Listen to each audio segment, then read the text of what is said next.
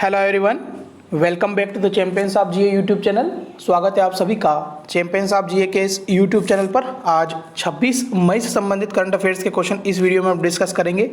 तो जो भी स्टूडेंट्स पहली बार इस चैनल से जुड़ रहा है, प्लीज़ चैनल को सब्सक्राइब करके बेल आइकन को प्रेस कीजिएगा ताकि जो नई वीडियो के नोटिफिकेशन है वो आपको मिल सके।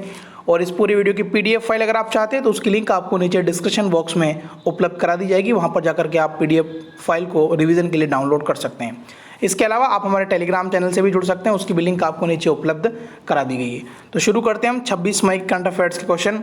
सबसे पहले हमेशा की तरह हम रिवीजन कर लेते हैं 25 मई के करंट अफेयर्स का। उसके बाद मैं कल की क्विज का आंसर आपको बताऊंगा। उसके बाद हम 26 मई के करंट अफेयर्स जो है वो शुरू करेंगे। कल मैंने आपसे क्वेश्चन पूछा था, विश्व कछुआ दिवस हम प्रतिवर्ष कब मनाते हैं? तो ये हर साल जो है वो 23 मई को मनाया जाता है। सेकंड क्वेश्चन था हमारा, आरबीआई यानी कि रिजर्व बैंक ऑफ इंडिया ने नीतिगत रेपो दर में कितने आधार अंकों की कमी की है? तो पहले रेपो रेट थी 4.40%, जिसमें 40 अंकों की कमी कर दी गई है। तो ये आप याद रखिएगा। तो पहले रेपो रेट थी 4.40%, ठीक है, लेकिन इसमें 40 अंकों की कमी कर दी है। तो अब रेपो रेट आरबीआई की कितनी है वर्तमान में? अब है 4%। तो ये आप याद रखिएगा। थर्ड क्वेश्चन कल डिस्कस किया था हमने, महान ऑस्ट्रेलियाई टेनिस खिलाड़ी एशले जॉन कूपर का भी हाल ही में निधन हो गया है। उन्हें किस वर्ष international tennis hall of fame में शामिल किया गया था? तो उन्हें वर्ष 1991 के अंदर जो है वो टेनिस हॉल ऑफ फेम में शामिल किया गया था। फोर्थ क्वेश्चन था हमारा, उत्तर प्रदेश के जो मुख्यमंत्री योगी आदित्यनाथ, उन्होंने यूपी के अंदर सूचना प्रौद्योगिकी एवं स्टार्टअप नीति के तहत उत्तर प्रदेश में स्टार्टअप फंड की जो है वो शुरुआत अभी हाल ही में वहाँ पर की है। इस फंड की स्थापना कितनी राशि से की गई, ये आपसे क्वेश्चन पूछा था। तो यूपी की सरकार ने अभी 1000 करोड़ रुपए की राशि का प्रावधान किया है वहाँ पर जो योजना चालू की गई है स्टार्टअप फंड, उसके तहत। क्वेश्चन नंबर 5 था हमारा, भारत और बांग्लादेश ने बांग्लादेश में अंतर्देशीय जल पारगमन एवं व्यापार प्रोटोकॉल के दूसरे परिशिष्ट पर अभी हाल ही में हस्ताक्षर किए हैं। तो इन दोनों देशों के प्रोटोकॉल मार्गों की संख्या कितनी कर दी गई है? तो पहले ये प्रोटोकॉल में जो मार्ग थे, जल पारगमन मार्ग, ये 8 थे, लेकिन इसमें 2 संख्या की वृद्धि कर दी है। यानी कि अब जो भारत और बांग्लादेश के बीच में जो जल पारगमन वाले मार्ग है उनकी संख्या हो गई है 10। 6 नंबर का हमारा क्वेश्चन था, नवीन एवं नवीनीकरण ऊर्जा मंत्रालय ने ओडिशा में स्थित कोणार्क सूर्य मंदिर और कोणार्क शहर के पूर्णतः सौरकरण, यानी कि कोणार्क सूर्य मंदिर और कोणार्क शहर, उनको पूर्ण रूप से सौरीकरण कर दिया जाएगा वहाँ पर, यानी कि वहाँ पर सौर ऊर्जा से संचालित उपकरणों का उपयोग किया जाएगा। ऐसी योजना का शुभारंभ किया है। तो आपसे क्वेश्चन पूछा था कि कोणार्क का जो सूर्य मंदिर है, इस मंदिर का निर्माण किस शताब्दी में करवाया गया था? तो इस मंदिर का निर्माण 13वीं शताब्दी में करवाया गया था। क्वेश्चन नंबर 7 था हमारा, पीपीई जिसको हम बोलते हैं पर्सनल प्रोटेक्टिव इक्विपमेंट का उत्पादन करने वाले देशों की सूची में भारत ने कौन सा स्थान बना लिया है? तो भारत पीपीई किट के उत्पादन में दूसरे नंबर पर आ गया है। आपको पता होगा कोविड-19 के कारण पीपीई किट की जो है मांग काफ़ी बढ़ गई है। कोविड-19 के पेशेंट का उपचार करते समय इनका जो है उपयोग किया जाता है। तो इसका निर्माण करने वालों की सूची में भारत दूसरे स्थान पर आ गया है। 8th क्वेश्चन था हमारा, ओपन स्काईज ट्रीटी से अलग होने वाला देश इनमें से कौन सा बन गया था? तो ओपन स्काईज ट्रीटी ये एक्चुअली क्या होता है, इसमें एक दूसरे देश की मिलिट्री हवाई की जो प्रोसेस होती है उसमें निगरानी रखी जाती है। तो ओपन स्काईज ट्रीटी से अलग होने वाला देश अमेरिका यानी कि यूएसए बन गया था। क्वेश्चन नंबर 9 हमारा, research general nature climate change के अनुसार लॉकडाउन की वजह से पूरी दुनिया में कार्बन का जो इमिशन है यानी कि उत्सर्जन कितने प्रतिशत कम हो गया है? तो पूरे विश्व के अंदर लॉकडाउन के कारण अभी जितने भी car, motorcycles, vehicles, train, plane सब बंद थे। तो ऐसी स्थिति में पूरे दुनिया के अंदर कार्बन उत्सर्जन में जो 17% की कमी आई है। क्वेश्चन नंबर 10 था हमारा, चीनी कंपनी है जो टिकटॉक है, उसका नया सीईओ अभी हाल ही में किसे नियुक्त किया गया है? तो ये केविन मेयर बने हैं, चीनी कंपनी टिकटॉक के नए सीईओ। स्टैटिक जीके का हमारा क्वेश्चन था, भारत के पंचायती राज के प्रबल समर्थक कौन कौन थे? तो इसमें 3 ऑप्शन मैंने कल बताए थे आपको, पंडित जवाहरलाल नेहरू, महात्मा गांधी। तो हालांकि उस क्वेश्चन का आंसर था उपयुक्त सभी, जितने भी समर्थक थे भारत के पूर्व जो महान व्यक्तित्व वाले, जैसे कि महात्मा गांधी हुए, पंडित जवाहरलाल नेहरू थे, ठीक है। तो आप डिटेल में क्वेश्चन कल देख लीजिएगा कल के वीडियो में। तो उस क्वेश्चन का आंसर था उपयुक्त सभी। क्वेश्चन नंबर 12 है, बलवंत राय मेहता समिति ने किसको अधिक शक्तिशाली बनाने का जो सुझाव दिया था? तो बलवंत राय मेहता समिति ने जो पंचायती राज होता है उसको प्रबल करने के लिए काफ़ी काम किया है। तो बलवंत राय मेहता समिति ने पंचायत समिति को सबसे ज़्यादा शक्तिशाली बनाने का सुझाव दिया है। तो ये थे हमारे कल के 12 क्वेश्चंस करंट अफेयर्स और स्टैटिक जीके के। अब हम बात करते हैं कल की क्विज़ की। कल मैंने आपसे क्वेश्चन पूछा था, हाल ही में किस चीनी लेखक की पुस्तक Wuhan diary dispatches from a quarantine city का जो है प्रकाशन किया गया है।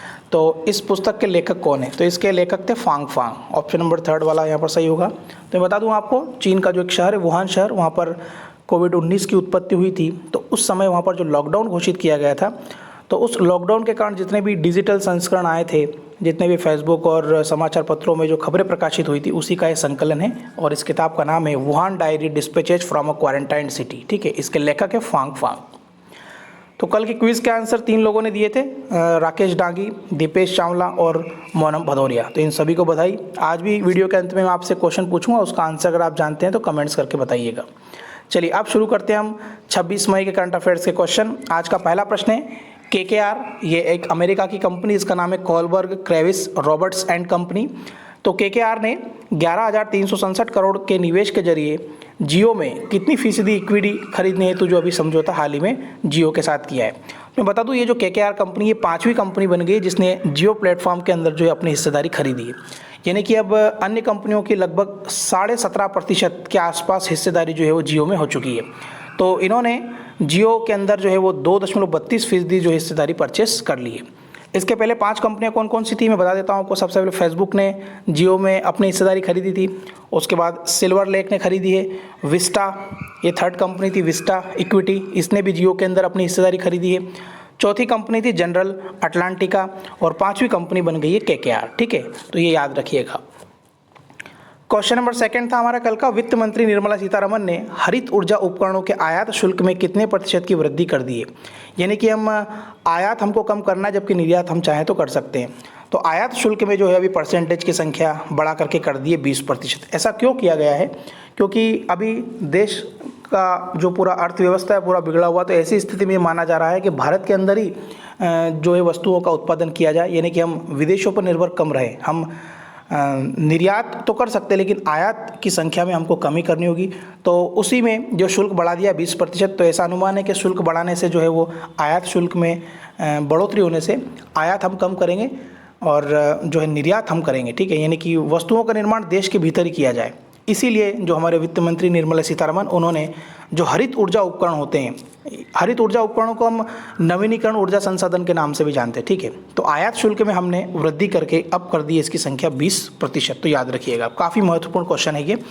और मैं अभी बता दूं आपको, भारत की विनिर्माण क्षमता अभी वर्तमान में 3 गीगावाट है। 3 गीगावाट भारत में वर्तमान में विनिर्माण ऊर्जा की हमारी क्षमता है। क्वेश्चन नंबर 3 है, दस्तकारों शिल्पकारों को प्रोत्साहित करने हेतु सशक्तिकरण एक्सचेंज हुनर हाट सितंबर 2020 में आयोजित होगा। इसकी थीम यानी कि इसका विषय क्या है? तो इसकी थीम रखी गई है लोकल से ग्लोबल। लोकल से ग्लोबल, इसका क्या मतलब है? लोकल मतलब जो भी गांव वगैरह में और जो शहरी क्षेत्र में जो दस्तकार है या शिल्पकार है, जो हुनर वगैरह का काम करते हैं, जिनका आर्ट का काम होता है, तो वो लोकल स्तर पर अपने सामानों को अच्छे से बनाते हैं। तो उनको सशक्त करने के माध्यम से एक हुनर हाट का आयोजन किया जाएगा 2020 में। तो उनकी जो ब्रांडिंग है उसको लोकल स्तर से जो ग्लोबल स्तर तक पहुंचाने का काम सरकार करेगी। तो इसी का विषय है ये लोकल से ग्लोबल, याद रखिएगा। और ये सितंबर 2020 में आयोजित होगा सशक्तिकरण एक्सचेंज के अंतर्गत। इसका नाम रखा गया हुनर हाट। तो इसमें जितने भी शिल्पकार वगैरह हैं, उनकी जो निर्मित वस्तुएं हैं उनको विश्व स्तर पर जो है पहचान दिलाई जाएगी। तो लोकल से ग्लोबल इसका थीम होगा। क्वेश्चन नंबर 4 है हमारा, ये स्पोर्ट्स से रिलेटेड है। फोर्ब्स मैगजीन के अनुसार सेरेना विलियम्स को पीछे पछाड़कर, यानी कि उसको पीछे हटाकर दुनिया की सबसे ज़्यादा कमाई करने वाली महिला एथलीट इनमें से कौन बन गई है? तो ये जापान की नाओमी ओसाका है। ये फोर्ब्स की जो मैगजीन की जो सूची आती है उसमें सबसे ज़्यादा कमाई करने वाली महिला एथलीट बन गई है। ठीक है, और इन्होंने सेरेना विलियम्स को हटा दिया है, जो लगातार 4 साल से जो है टॉप पर थी।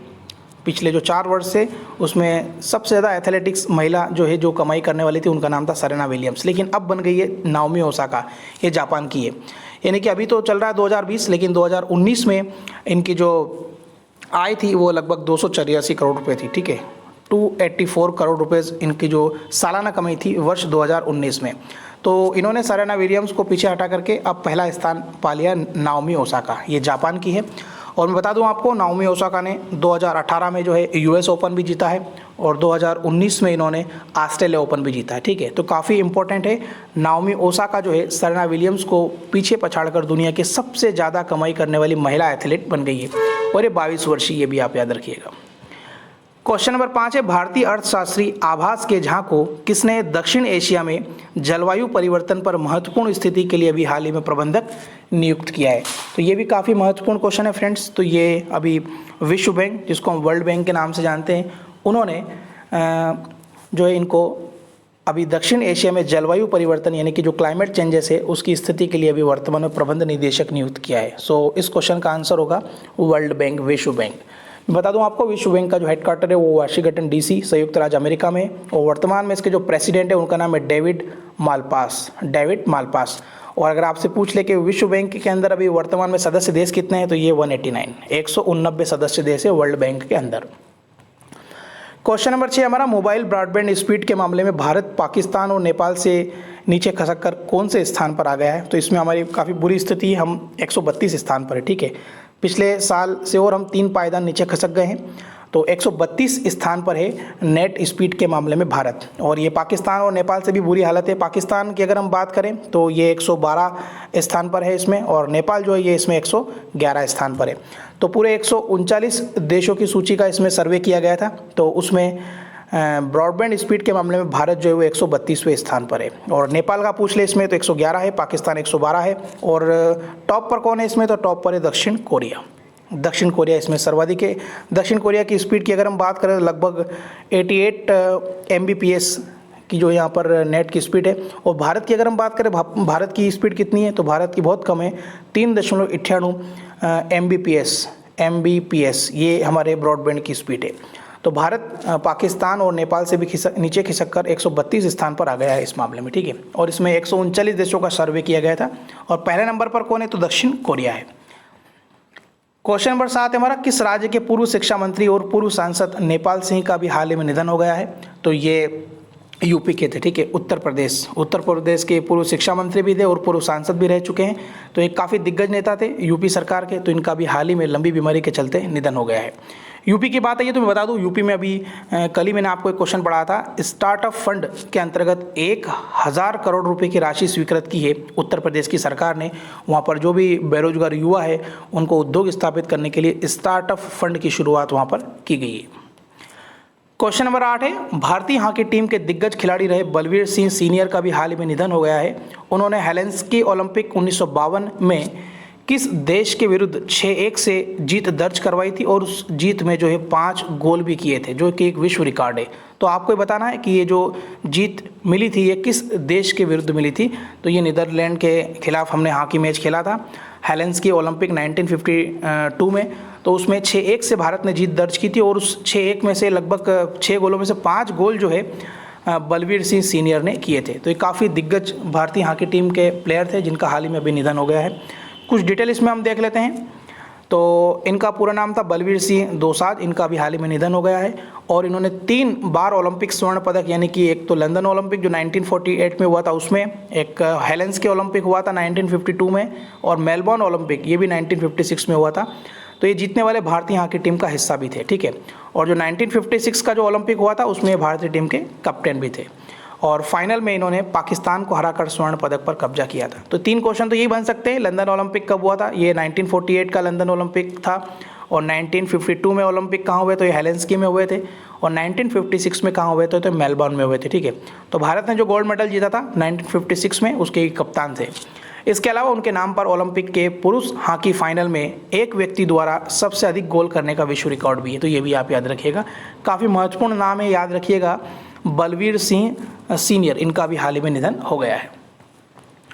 क्वेश्चन नंबर 9 है हमारा, किस राज्य में प्रदेश के प्रत्येक पंचायत में श्रम सिद्धि अभियान की जो है अभी हाल ही में शुरुआत की गई है? तो लॉकडाउन के कारण इस राज्य में अभी मजदूरों को बेरोजगारी का संकट खड़ा हो गया, तो ऐसी स्थिति में श्रम सिद्धि अभियान की शुरुआत मध्य प्रदेश सरकार के द्वारा की गई है। तो इसमें क्या होगा, थोड़ा सा डिटेल हम देख लेते हैं। इसमें कुशल मजदूरों को उनकी योग्यता के अनुसार जो काम दिया जाएगा, और अच्छा कार्य करने वाली जो ग्राम पंचायत है उनको पुरस्कृत भी किया जाएगा। तो पहले पुरस्कार के रूप में उनको 2 लाख रुपए दिया जाएगा, और 1 लाख रुपए की राशि जो सेकंड नंबर पर आएगा उसको दी जाएगी, और 50,000 रुपये की राशि जो थर्ड नंबर पर आएगा उनको प्रदान की जाएगी। तो जो राज्य के मुख्यमंत्री है श्री शिवराज सिंह चौहान, उन्होंने प्रवासी मजदूरों को भी पुनः मतलब जो एक संबल योजना है उसमें शामिल करने का भी ऐलान किया है। और इसके अंतर्गत गरीब बच्चों की फ़ीस, बच्चे के जन्म व उसके पश्चात माँ को 16,000 रुपये की राशि प्रदान की जाएगी। बच्चे की विवाह की व्यवस्था, सामान्य मृत्यु पर उसमें 2 लाख रुपए, दुर्घटना में 4 लाख रुपए और अंतिम संस्कार के लिए जो है 5,000 रुपये की राशि प्रदान की जाएगी। तो ये जो संबल योजना है ये मध्य प्रदेश के अंदर चलती है, ये भी आप याद रखिएगा, ठीक है। तो श्रम सिद्धि अभियान ये प्रत्येक ग्राम पंचायत में मध्य प्रदेश की सरकार के द्वारा शुरू किया गया है। तो जिसमें जितने भी अभी राज्य के जो मजदूर थे जो अन्य राज्यों में थे, तो लॉकडाउन के कारण वो पुनः अपने राज्यों में लौट आए, तो ऐसी स्थिति में उनके लिए संबल कार्ड भी बनाया जाएगा और एक अभियान चला करके उनको रोजगार प्रदान किया जाएगा। उस अभियान का नाम है श्रम सिद्धि अभियान। क्वेश्चन नंबर 10 है हमारा, किस देश ने चीन की कंपनियों को स्टॉक एक्सचेंज से हटाने का विधेयक पारित किया है? तो ये अमेरिका के सीनेट ने अभी हाल ही में जितनी भी चीन की कंपनियां हैं उनको स्टॉक एक्सचेंज से हटाने का जो विधेयक पारित कर लिया है। अभी मैं बता दूं आपको, काफ़ी वैचारिक मतभेद चल रहा है चीन और अमेरिका के बीच में। तो ऐसी स्थिति में ये अमेरिका की सीनेट ने निर्णय लिया है कि जितने भी स्टॉक एक्सचेंज के अंदर चीनी कंपनियां हैं उनको हटाया जाएगा। तो यह विधेयक रिपब्लिकन सीनेटर जॉनी कैंडी और डेमोक्रेटिक सीनेटर क्रिशी वैन हॉलेन ने जो है वो आपकी संसद में पेश किया है। इसके तहत कंपनियों को यह स्पष्ट करना होगा कि उनका स्वामित्व और नियंत्रण विदेशी सरकार के हाथ में नहीं है। कंपनियों को ऑडिट रिपोर्ट भी जमा करनी होगी, जिसकी समीक्षा public company accounting website board करेगा। और इस कदम के बाद अलीबाबा ग्रुप होल्डिंग्स लिमिटेड और बाइडू इंक जैसी चीनी कंपनियों को अमेरिका स्टॉक एक्सचेंज में सूचीबद्ध होने से जो है वंचित किया जा सकता है। तो काफ़ी इंपॉर्टेंट न्यूज़ है, याद रखिएगा। चलिए अब हम स्टैटिक जीके का क्वेश्चन डिस्कस कर लेते हैं। भारत में सही मायने में स्थानीय स्वशासन का जनक किसे माना जाता है? तो अभी हमारा पंचायती राज का पोर्शन चल रहा है, तो मतलब लॉर्ड रिपिन को भारत में सही मायने में स्थानीय स्वशासन का हम जनक मानते हैं। क्वेश्चन नंबर 12 था हमारा, भारत में पंचायती राज प्रणाली का शुभारंभ कब और कहाँ हुआ? तो ये जो महात्मा गांधी की हम जन्म जयंती मनाते 2 अक्टूबर, तो 2 अक्टूबर 1959 को नागौर, ये राजस्थान में है, यहाँ से भारत में सबसे पहली बार पंचायती राज प्रणाली का शुभारंभ किया गया था। चलिए अब आती क्विज़ की। आज का क्वेश्चन है आप सभी स्टूडेंट्स के लिए, जम्मू एंड कश्मीर बैंक के नए प्रबंध निदेशक यानी कि MD इनमें से कौन बनाए गए? परवेज़ अहमद, RK छिब्बर, जुबैर इकबाल या सरोज मलिक? जम्मू एंड कश्मीर बैंक के नए प्रबंध निदेशक MD कौन बनाए गए हैं? इन चारों में से इसका आंसर आपको बताना है। अगर आप इस क्वेश्चन का आंसर जानते हैं तो कमेंट्स करके बताइएगा, ठीक है। तो ये आज की क्विज़ का है क्वेश्चन सभी स्टूडेंट्स के लिए। तो फ्रेंड्स ये था आज का वीडियो आपको कैसा लगा है कमेंट्स करके बताइएगा आप। और अगर आपको इस पूरे वीडियो की PDF फाइल चाहिए तो उसकी लिंक आपको नीचे डिस्क्रिप्शन बॉक्स में उपलब्ध करा रखी, वहाँ पर जाकर के आप PDF फाइल को डाउनलोड कर सकते हैं। मिलते हैं फिर हम कल 27 मई के करंट अफेयर्स की वीडियो के साथ। तब तक गुड बाय, टेक केयर।